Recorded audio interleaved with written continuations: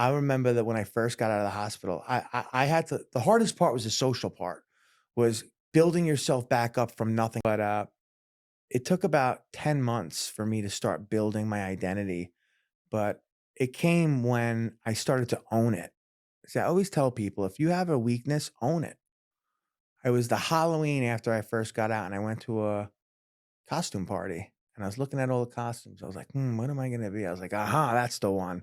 And I picked out a pirate suit, and I went out as Parker, the peg leg pirate, and I was like, "Arr, shark ate me leg." And I was walking around and I was dancing and hanging out and meeting people. It was the first time I talked to a girl, and I had some confidence. And the fact that I leaned into it and I owned it and had authority with it really helped me connect with people and build the confidence I needed to really escape that mental prison that I was in.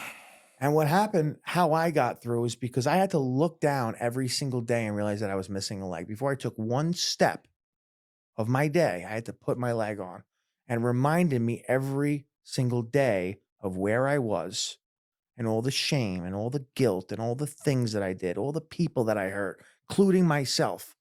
And it was a redemption story that fueled me to overcome all these adversities. What I learned there is don't ever let anyone ever tell you what you can or cannot do in life. Your only limitations are your mindset and your faith. You could do anything. I also had complete nerve damage and drop wrist in this hand. And the neurologist said, "You're never going to get this hand again. You're going to get used to it." That sucks. I need that hand. And this shoulder wouldn't work. So I would take this arm to pick up this hand to do everything. So I said, "Don't tell me what I'm gonna do. I'll show you." And I stared at it for 9 months. "Come on, we've been doing this our whole lives. Just move." Mm. Wouldn't move an inch. Like, I'm not going anywhere until you move. I got no job. I got nothing to do. Just kept talking to it. Everybody thought I was losing my mind.